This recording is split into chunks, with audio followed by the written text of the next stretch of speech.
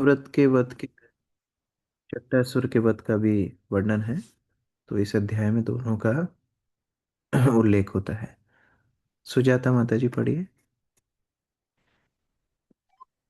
अध्याय 7 तृणावर्त का वध। इस अध्याय में भगवान श्री कृष्ण की छकड़े को तोड़ने की लीला, शकट भंजन लीला, तृणावर्त असुर का वध तथा भगवान श्री कृष्ण द्वारा अपने मुख के भीतर सारे ब्रह्मांड का प्रदर्शन नामक लीलाओं का वर्णन किया गया है। जब श्रील सुखदेव गोस्वामी ने देखा कि महाराज परीक्षित भगवान श्री कृष्ण की बाल लीलाओं को सुनने के लिए उत्सुक हैं, तो वे अत्यंत प्रसन्न हुए और उनका वर्णन करते रहे। जब भगवान श्री कृष्ण केवल 3 मास के थे और पलटने का प्रयत्न कर रहे थे तथा अभी घुटनों के बल में भी असमर्थ थे, तो माता यशोदा ने अपनी सखियों के साथ बच्चे के सौभाग्य के लिए अनुष्ठान करना चाहा। ऐसा अनुष्ठान प्रायः बच्चों वाली स्त्रियों के साथ मिलकर किया जाता है। जब माता यशोदा ने देखा कि बालक श्री कृष्ण सोने वाले हैं, तो अन्य कार्यों में व्यस्त होने के कारण वे उन्हें घरेलू छकड़े शकट के नीचे सुलाकर शुभ अनुष्ठान विषयक कार्य करने लगी। इस छकड़े के नीचे एक पालना था और माता यशोदा ने इसी पालने में भगवान श्री कृष्ण को सुलाया था। बालक सो रहा था, किंतु सहसा जग जाने से वह अपने नन्हे नन्हे पांव चलाने लगा। इससे छकड़ा हिल गया और बड़े धमाके के साथ टूटकर चूर चूर हो गया और इसमें रखी सभी वस्तुएं बिखर गई। पास ही खेल रहे बालकों ने माता यशोदा को फौरन बतलाया कि छकड़ा टूट गया है। अतः माता यशोदा अन्य गोपियों के साथ अत्यंत चिंतित होकर वहां पहुंची। माता यशोदा ने तुरंत बच्चे को अपनी गोद में उठा लिया और उसे अपना स्तनपान कराया। इसके बाद ब्राह्मणों ने अनेक प्रकार के वैदिक अनुष्ठान कराए। उन ब्राह्मणों ने बच्चे की असली पहचान न जानते हुए भी बच्चे पर आशीर्वादों की वर्षा की। एक अन्य दिन जब माता यशोदा बच्चे को गोद में लिए बैठी थी, तो उन्हें सहसा लगा कि बच्चे में सारे ब्रह्मांड का भार समा गया है। वे इतनी अचंभित हुई कि उन्हें बच्चे को नीचे बैठाना पड़ा। तभी कंस का एक दास तृणावर्त चक्रवात अंधड़ के रूप में वहां आया और बच्चे को उड़ाकर ले गया। गोकुल का सारा प्रदेश धूल से भर गया और कोई भी यह न देख पाया कि बालक कहाँ ले जाया गया है। सारी गोपियां विह्वल थी, क्योंकि बालक धूल भरी आंधी द्वारा उड़ा ले जाया गया था। लेकिन वह असुर बालक के भार के कारण आकाश में उसे दूर तक नहीं ले जा सका। वह बालक को नीचे गिरा नहीं पा रहा था, क्योंकि बालक ने उसे इतनी मजबूती से पकड़ रखा था कि उसके लिए उस बालक को अपने शरीर से दूर करना कठिन था। अतः स्वयं तृणावर्त काफी ऊंचाई से नीचे गिर पड़ा और तुरंत मर गया, क्योंकि बालक उसके कंधे की मजबूती से पकड़े हुए था। जब वह असुर गिर पड़ा, तो गोपियों ने बच्चे को उठा लिया और उसे माता यशोदा की गोद में लाकर दे दिया। यशोदा माता आश्चर्यचकित थी, किंतु योग माया के प्रभाव से कोई यह नहीं जान पाया कि आखिर श्री कृष्ण है कौन और असल में घटना क्या घटी। प्रत्युत प्रत्येक व्यक्ति बच्चे के भाग्य की सराहना करने लगा कि वह ऐसी विपदा से बच गया है। हाँ, नंद महाराज तो वसुदेव की अद्भुत भविष्यवाणी के विषय में ही सोच रहे थे और वे उन महान योगी की प्रशंसा करने लगे। बाद में जब बालक माता यशोदा की गोद में अंगड़ाई लेने लगा, तो माता यशोदा ने उसके मुख के भीतर संपूर्ण ब्रह्मांड देखा। हरे कृष्ण।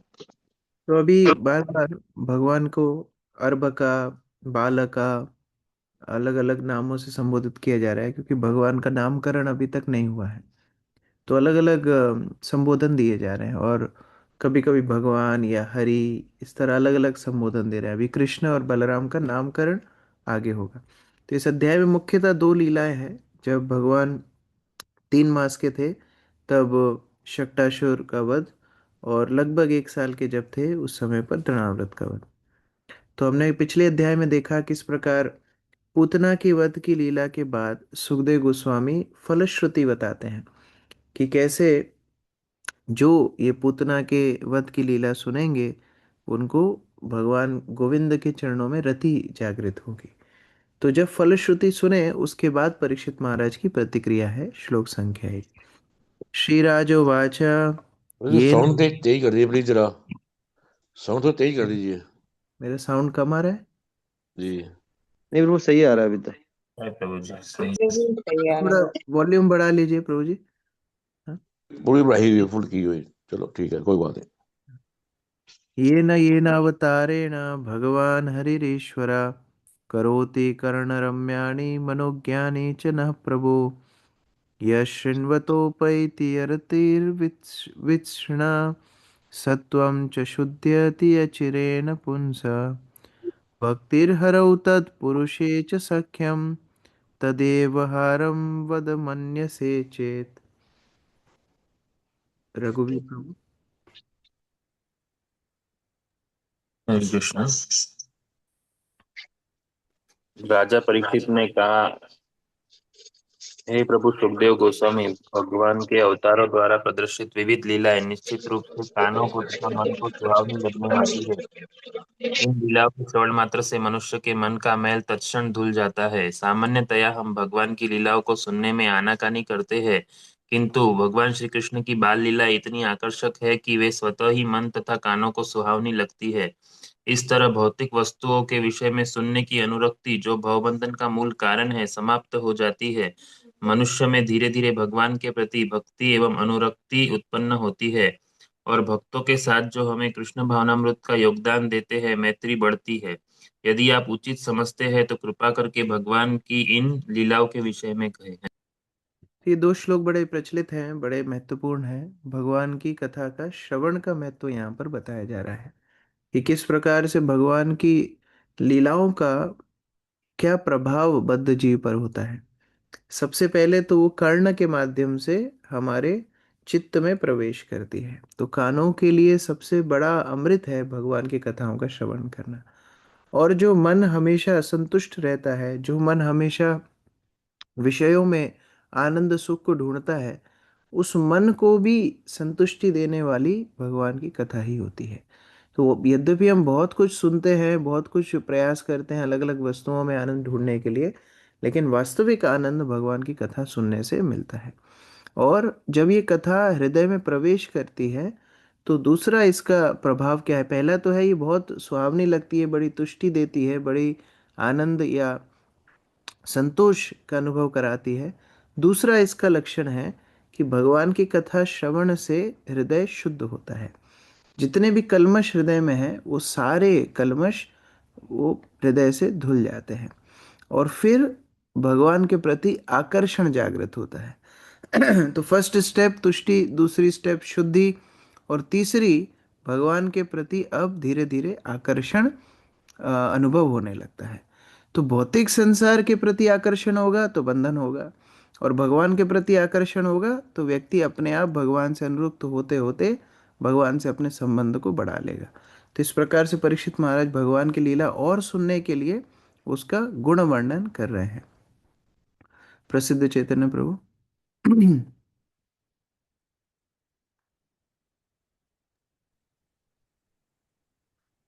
श्री राजा उवाच। राजा ने श्री तात्पर्य। सुखदेव गोस्वामी से पूछा। तात्पर्य। श्री राजा परीक्षित ने कहा, हे सॉरी, जैसा कि प्रेम विवर्त में कहा गया है, कृष्ण बहिर्मुख हैया, भोग वांछा करे, निकटस्थ माया तारे, जापटिया धरे। हमारा भौतिक अस्तित्व माया है, जिसमें हम तरह तरह के भौतिक भोगों की अभिलाषा करते हैं, और इसीलिए हम तरह तरह के शरीर बदलते रहते हैं। भाई भ्राम्यन सर्वभतानि यंत्रारूणानि माया, असन्नपि क्लेशद आश देह। जब तक हमारी ये नश्वर देह रहती है, तब तक हमें अनेक प्रकार के आध्यात्मिक,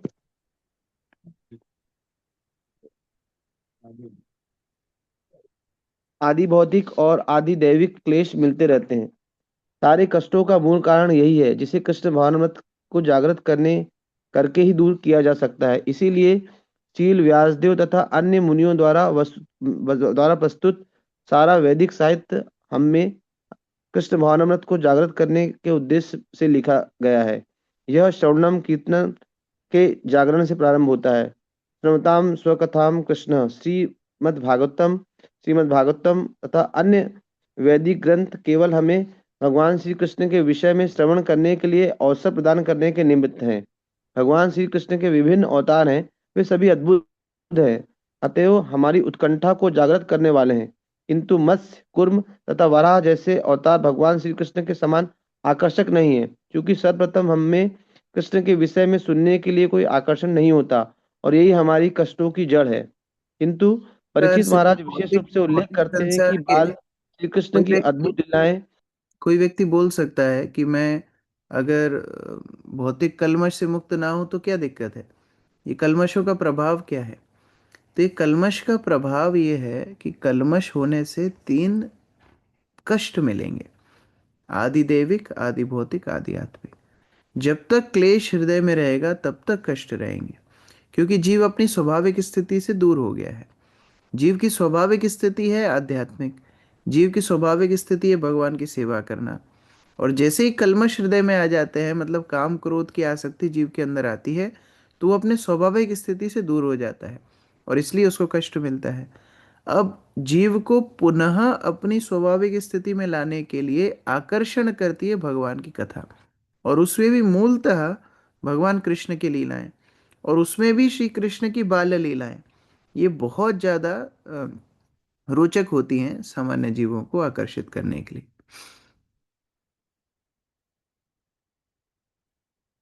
कौन पढ़ेंगे? हरिप्रिया माता जी पढ़िए आगे। किंतु परीक्षित महाराज विशेष रूप से उल्लेख करते हैं कि बाल कृष्ण की अद्भुत लीलाएं, जो माता यशोदा तथा अन्य ब्रजवासियों को विस्मित करने वाली थी, विशेष रूप से आकर्षक हैं। कृष्ण ने अपने बाल्यकाल से ही पूतना, तृणाव्रत तथा शक्टासुर का वध किया और अपने मुख के भीतर समूचा ब्रह्मांड दिखलाया। इस तरह एक एक करके कृष्ण की लीलाएं माता यशोदा तथा समस्त ब्रजवासियों को अत्यंत आश्चर्यचकित करती रही। कृष्ण भावनामृत को जगाने की विधि है आदो श्रद्धा तथा साधु संग। भक्ति रसामृत सिंधु। कृष्ण की लीलाएं भक्तों से उचित रूप से सुनी जा सकती हैं। यदि वैष्णवों से कृष्ण लीलाओं के विषय में श्रवण करके थोड़ी सी भी कृष्ण भक्ति उत्पन्न की जा सके तो वैष्णवों के प्रति अनुरक्त हुआ जा सकता है, क्योंकि वे कृष्ण भावनामृत में ही रुचि रखते हैं।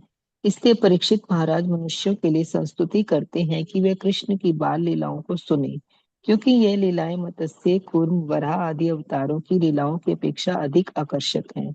सुखदेव गोस्वामी ने अधिकाधिक सुनने की इच्छा से महाराज परीक्षित ने उनसे अनुरोध किया कि वे कृष्ण की बाल लीलाओं का आगे वर्णन करें, क्योंकि वे सुनने में सरल हैं तथा अधिकाधिक उत्सुकता जागृत करने वाली। हरे कृष्ण। दोनों के प्रति आसक्ति होती है। यहाँ प्रभुपाद बोल रहे हैं कि अगर हम वैष्णवों से, अभक्तों से नहीं, भगवान की कथा तो बड़ी रुचिकर है, और इसीलिए मायावादी जो बोलते हैं भगवान आकार नहीं है, भगवान की लीला है, माया है, वो भी भागवत कथा कर रहे हैं। क्यों? क्योंकि उनको मालूम है सामान्य जीव भी भगवान की कथाओं से ही आकर्षित होगा। कभी आपने नहीं देखा होगा कि बड़ा पांडाल लगा है, उसमें वेदांत का भाषण हो रहा है। कभी आप नहीं देखोगे कि बहुत बड़ा आयोजन हुआ है जहाँ 4 वेदों की व्याख्या की जा रही है और खूब सारे लोग जमा हो। कभी नहीं होगा, क्योंकि सामान्य जीव के लिए ये सारे तत्व समझना बहुत जटिल है। लेकिन क्योंकि जीव का शाश्वत संबंध भगवान से है, भगवान की लीलाओं का जैसे ही वर्णन होता है, हृदय से भगवान के प्रति आकर्षण, आसक्ति जीव के अंदर जागृत हो जाती है। और इसीलिए अभक्त भी भगवान की लीलाओं का वर्णन करके कुछ भीड़ को बटोर लेते हैं। लेकिन ये हमें बड़ा सतर्क रहना चाहिए कि हम जिनसे श्रवण करते हैं उनके प्रति आसक्ति भी धीरे धीरे हमारे हृदय में जागृत होती है। तो यहाँ प्रभुपाद बोल रहे हैं कि कृष्ण की लीलाओं को, लीलाएं भक्तों से उचित रूप से सुनी जानी जा सकती है। यदि वैष्णवों से कृष्ण लीला के विषय में श्रवण करके थोड़ी सी भी कृष्ण भक्ति उत्पन्न की जा सके तो वैष्णवों के प्रति अनुरक्त हुआ जा सकता है। मतलब कोई शुद्ध वैष्णव से भी से आसक्त होना चाहता है, उसका भी मार्ग क्या है? उनसे कृष्ण लीलाओं का श्रवण करना। तो दोनों के प्रति, वैष्णवों के प्रति, भगवान के प्रति, दोनों के प्रति आसक्ति होती है अगर हम उनसे भगवान की लीलाओं का श्रवण करते हैं। कई बार भक्त लोग ये भी प्रश्न पूछते हैं कि हम ये अमुक अमुक गुरु से दीक्षा लेना चाहते हैं, या दीक्षा ले चुके हैं, या इनके आश्रम में रहना चाहते हैं, या कभी प्रभुपाद जी के विषय में भी प्रश्न आता है कि प्रभुपाद के प्रति भी हमारी आसक्ति कैसे बढ़े, या हमारे गुरु के प्रति हमारी आसक्ति कैसे बढ़े। तो यहाँ पर एक लाइन में प्रभुपाद उसका उत्तर भी दे रहे हैं। उनसे कृष्ण कथा श्रवण करना ही उनके प्रति आसक्ति की शुरुआत है, और बाद में श्रवण करते करते जब शिष्य को सेवा करने का भी उत्साह मिलता है तो वो आसक्ति और ज़्यादा गाढ़ी हो जाती है। लेकिन शुरुआत होती है उनसे बहुत दीर्घ काल तक श्रवण करना। श्लोक संख्या 3। अथ्यन्यदपि कृष्णस्य तोकाचरितमद्भुतं मानुषं लोकमासाद्य तज्जातिम अनुरुंधत। मोनिका माता जी पढ़िए। कृपया पूर्ण पुरुषोत्तम भगवान श्री कृष्ण की अन्य लीलाओं का वर्णन करें, जो मानव बालक की नकल करते हुए तथा पूतना वध जैसे अद्भुत कार्यकलाप करते हुए इस पृथ्वीलोक में प्रकट हुए। हरे कृष्ण। तो का चरितम मतलब एक बालक की तरह वो कार्य कर रहे हैं जो कि बड़े अद्भुत हैं। तो इसलिए आप ये बंद मत कीजिए, आप श्रुति फल सुना करके ये मत सोचिए कि अब कथा का समापन हो जाएगा। आप विस्तार से लीलाओं का वर्णन करते रहिए। जगदानंद प्रभु। हरे कृष्ण प्रभु जी। तात्पर्य तात्पर्य की वर्णना ना प्रभु जी। हाँ, तात्पर्य। महाराज परीक्षित ने श्री श्री सुखदेव गोस्वामी से विनती की कि वे मानव बालक के रूप में भगवान श्री कृष्ण द्वारा प्रतिष्ठित की गई बाल्यकाल की अन्य लीलाएं भी कह सुनाए। पूर्ण पुरुषोत्तम भगवान भिन्न भिन्न कालों में विभिन्न लोकों तथा विभिन्न ब्रांडों में अवतरित होते हैं और उन स्थानों की प्रकृति के अनुसार वे अपनी असीम शक्ति प्रदर्शित करते हैं। अपनी माता की गोद में बैठने वाला बालक विशालकाय पूतना का वध कर सकता है। यह इस श्लोक के निवासियों के लिए अत्यंत अद्भुत लगने वाला है, किंतु अन्य लोगों के लोग और भी उन्नत है। अतः हम उन लोगों में भगवान श्री कृष्ण इससे भी अधिक अद्भुत लीलाएं करते हैं। इस श्लोक में मानव रूप में भगवान श्री कृष्ण का प्राकट्य हमें उच्च लोकों के देवताओं से भी अधिक भाग्यशाली बनाने वाला है। इसलिए महाराज परीक्षित उनके विषय में सुनने के लिए अधिक उत्सुक थे। हरे कृष्ण प्रभु। धन्यवाद।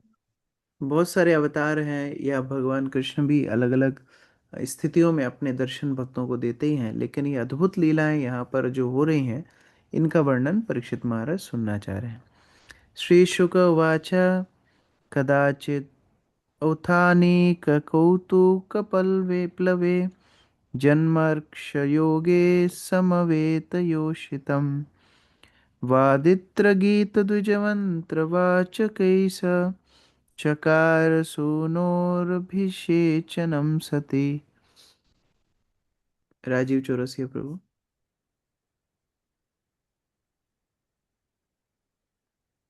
अनम्यूट किया। हाँ। सुखदेव गोस्वामी ने आगे कहा, जब यशोदा का नन्हा शिशु उठने तथा करवट बदलने का प्रयत्न करने लगा है तो वैदिक उत्सव मनाया गया। ऐसे उत्सव में जिसे उत्थान कहा जाता है और जो बालक द्वारा घर से पहली बार बाहर निकलने के अवसर पर मनाया जाता है। बालक को ठीक से नहलाया जाता है और जब कृष्ण 3 मास के पूरे हुए तो माता यशोदा ने पड़ोस की अन्य औरतों के साथ इस उत्सव को मनाया।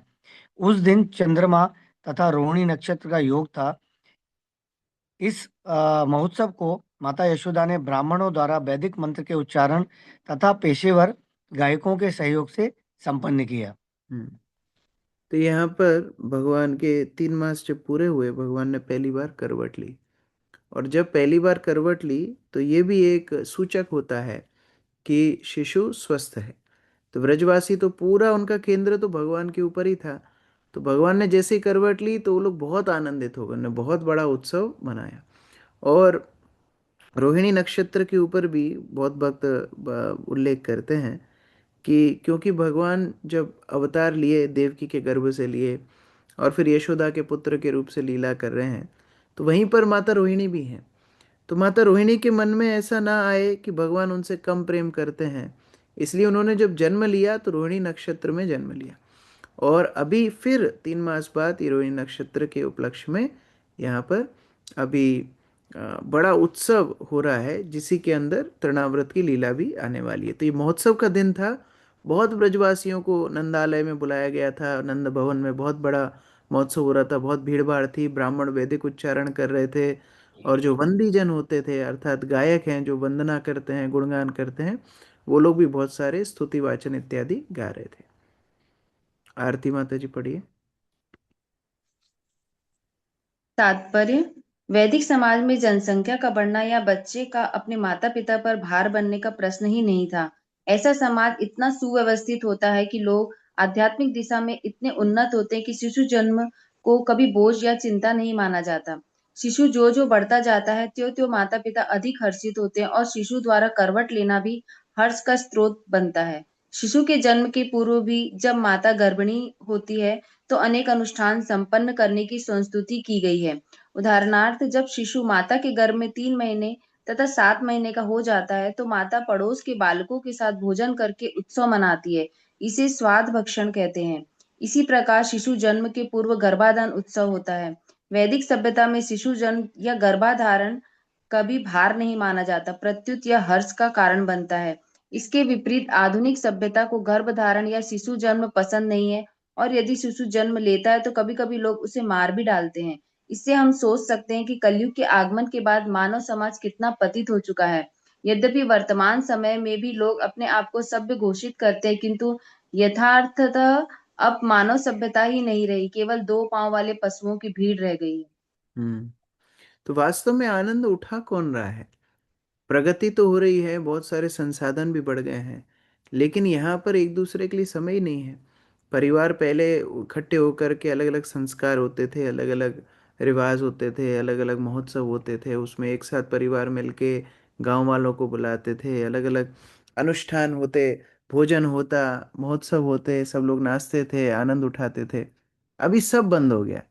अभी केवल पैसा कमाना है, बैंक में भरना है, शॉपिंग करना है, खर्चा करना है, मोबाइल चलाना है, बस। वो सारी जो प्राकृत खुशी है वो सब खत्म हो गई है। अभी पूरा आर्टिफिशियल वर्ल्ड चल रहा है। लेकिन वैदिक सभ्यता वास्तविकता में जड़ से व्यक्ति को प्रसन्न करने के लिए बनाई गई है। कोई आध्यात्मिक विचार भी छोड़ दे तो भी भौतिक रूप से वैदिक सभ्यता बहुत उत्कृष्ट है। नंदस्य पत्नी कृतमज्जनादिकम विप्राकृता स्वस्त्ययनं सुपूजितै अन्नाद्यवासास्रगभिष्टधेनुभिः सञ्जातनिद्राक्षमशिष्यच्छन्नै। हंसराज प्रभु।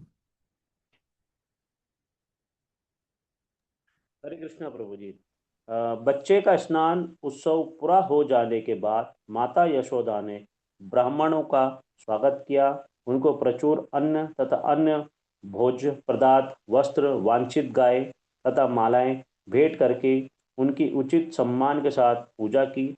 ब्राह्मणों ने इस शुभ उत्सव पर उचित रीति से वैदिक मंत्र पढ़े। जब मंत्रोच्चार समाप्त हुआ, माता यशोदा ने देखा कि बालक उनिंदा हो रहा है, तो वे उसे लेकर बिस्तर तक लेट रही जब तक वह शांत होकर सो नहीं गया। हरे कृष्णा प्रभु जी, धन्यवाद, प्रणाम।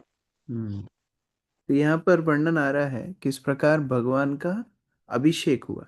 तो क्या रोज नहीं नहाते थे? नहीं, रोज नहाते थे। अभिषेक मतलब सार्वजनिक रूप से अभिषेक हुआ, सबके सामने उनका अभिषेक हुआ। माता यशोदा ने 3 मास के श्री कृष्ण को उठा करके और अपने हाथों में रखा, अलग अलग गोपियों ने उनका अभिषेक किया और सारे ब्रजवासियों को अभिषेक देखने का अवसर मिला। तो ये भगवान का अभिषेक का दर्शन बहुत बहुत उत्कृष्ट है। शास्त्रों में वर्णन है कि कई कोसों दूर से भी अगर कोई व्यक्ति भगवान के अभिषेक में सम्मिलित होने की इच्छा मात्र करता है तो उसके सारे पापों से वो पवित्र हो जाता है। तो अगर सामने प्रत्यक्ष रूप से बैठ कर के दर्शन करे भगवान के अभिषेक का तो बहुत बहुत आध्यात्मिक रूप से उन्नत क्रिया है। इसीलिए हम लोग देखते हैं कि यद्यपि भगवान के षोडश उपचार तो रोज होते हैं, रोज अभिषेक भी होता है, लेकिन कुछ विशेष दिन जब जन्माष्टमी हो, राधाष्टमी हो, गौर पूर्णिमा हो, नित्यानंद त्रयोदशी हो, तो सार्वजनिक रूप से भगवान के अभिषेक का दर्शन सबको कराया जाता है, जिससे असंख्य असंख्य जीव भगवान का दर्शन करके अपनी आध्यात्मिक उन्नति कर सकें। और बहुत बड़ा आयोजन के साथ बहुत भोज्य पदार्थ, वस्त्र, गाय इत्यादि बांटी गई। ब्राह्मणों को खूब दक्षिणा दी गई, उन्होंने भी खूब मंत्रोच्चार, वैदिक अनुष्ठान इत्यादि करे। और ये सब अनुष्ठान में वो बालक, अभी तक बालक ही है, तो ये बालक थक गए और ये बालक सो गए। तो अभी सुलाने के लिए कहाँ पर सुलाया जाए, क्योंकि अभी जो घर है उसमें इतनी भीड़ है, आना जाना हो रहा है, इतने स्वस्ति वाचन, मंत्रोच्चारण ये सब चल रहे हैं, तो कोई ऐसा स्थान चाहिए जहाँ पर शांति से उस बालक को सुलाया जा सके। तात्पर्य रेखा माता जी।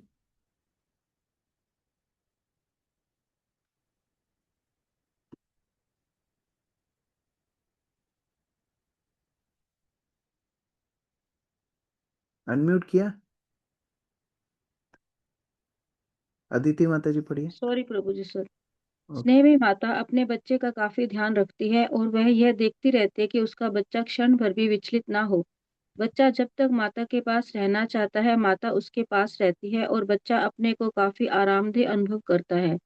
माता यशोदा ने देखा कि उनका बच्चा उनिंदा हो रहा है, तो उसे सोने की पूरी सुविधाएं देने के लिए वे स्वयं बालक के साथ लेट गईं। और जब वह शांत हो गया तो वे उठकर घर के दूसरे कामकाज करने लगी। हरे कृष्ण। औत्थानिको सुख्यमना मनस्विनी समागतान् पूज्यति व्रजोकशा नैवाशृणोद्वैरुदितं सुतस्य सा रुदन् स्तनार्थिचरणावुदक्षिपत्। अंजना माता जी। हरे कृष्ण प्रभु जी।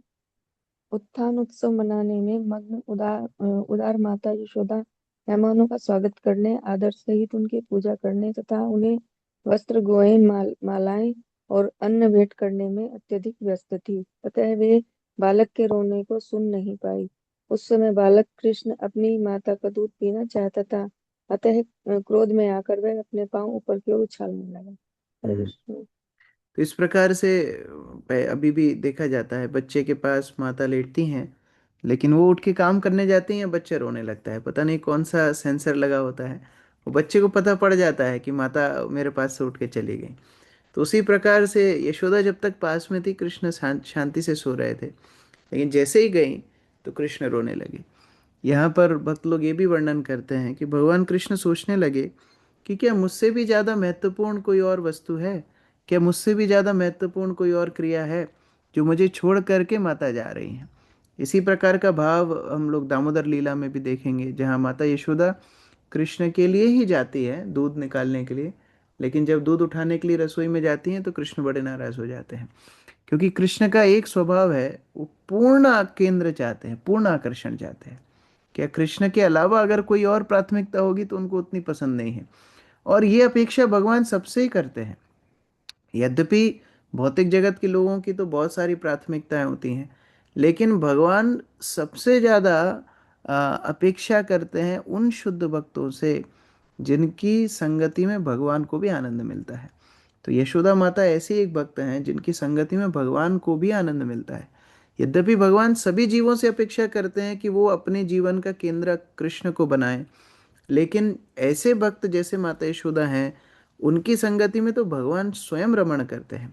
तो जैसे ही माता यशोदा जाती हैं, कृष्ण बहुत बहुत बहुत दुखी हो जाते हैं, रोने तो लगते हैं, फिर क्रोध भी आ जाता है, और क्रोध में अपने पैर ऊपर उछालने लगते हैं। अभी उठना तो चलना तो सीखे नहीं है, तो बच्चा जैसे रोता है, कभी पैर पटकता है, तो उसी तरह पर लेटे हुए 3 महीने के हैं, तो 3 महीने के वो अपने पैर को ऊपर पटकने लगते हैं। अरविंद प्रभु। तात्पर्य। भगवान श्री कृष्ण घरेलू छकड़े के नीचे लिटाए गए थे, किंतु यह छकड़ा वास्तव में शक्टासुर का अन्य रूप था। यह असुर बालक को मारने के लिए वहां आया था। अब भगवान श्री कृष्ण ने अपनी माता का स्तनपान करने के बहाने इस असुर का वध करने का अवसर प्राप्त किया। इस तरह उन्होंने शक्टासुर को लात मारी, जिससे उसका सारा भेद खुल जाए। यद्यपि भगवान श्री कृष्ण की माता मेहमानों के स्वागत में लगी थी, किंतु भगवान श्री कृष्ण शक्टासुर को मारकर उनका ध्यान अपनी ओर आकृष्ट करना चाहते थे। इसलिए उन्होंने छकड़े के आकार वाले असुर को लात से मारा। भगवान श्री कृष्ण की लीलाएं ऐसी ही हैं।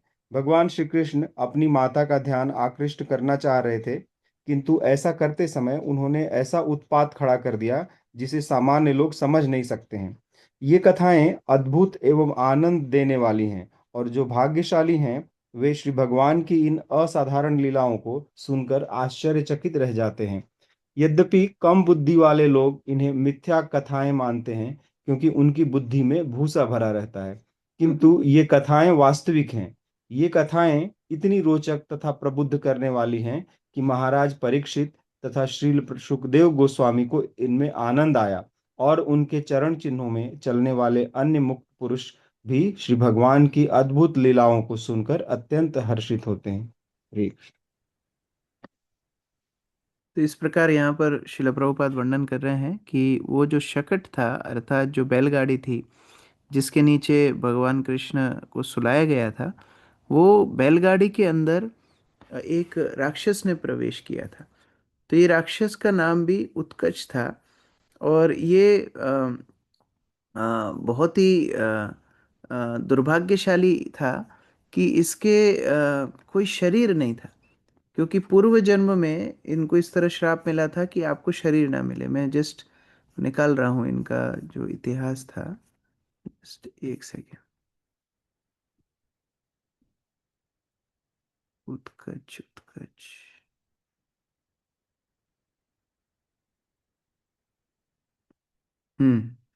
तो ये हिरण्यकशिपु का पुत्र था उत्कच पिछले जन्म में। तो क्या किया, एक बार इसने इसने बहुत सारा भोजन कर लिया। तो जब बहुत सारा भोजन कर लिया, तो अब इसको इच्छा हुई कि मैं थोड़ी अपनी शक्ति को कहीं तो इस्तेमाल करूं। अब भोजन है, शक्ति है, तो कहीं तो कुछ करूं, कुछ लड़ाई करूं। तो ये लोमस ऋषि के उद्यान में गया। लोमस ऋषि जहाँ तपस्या कर रहे थे वहां पर गया, और वहां पर बड़े बड़े पेड़ थे, उनको उखाड़ने लगा।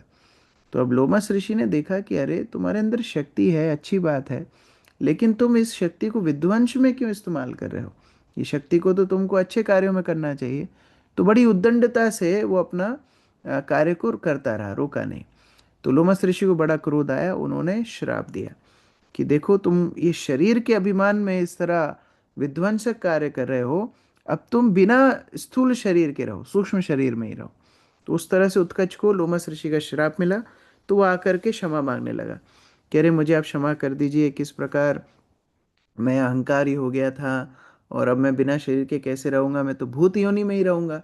तो फिर उन्होंने लोमस ऋषि ने उनको आशीर्वाद दिया, ठीक है, आपका उद्धार भगवान कृष्ण स्वयं करेंगे। तो कितना सौभाग्यशाली है, वो साधु का अपराध करने गया, लेकिन साधु की संगति में उनको भगवान का लाभ हो गया।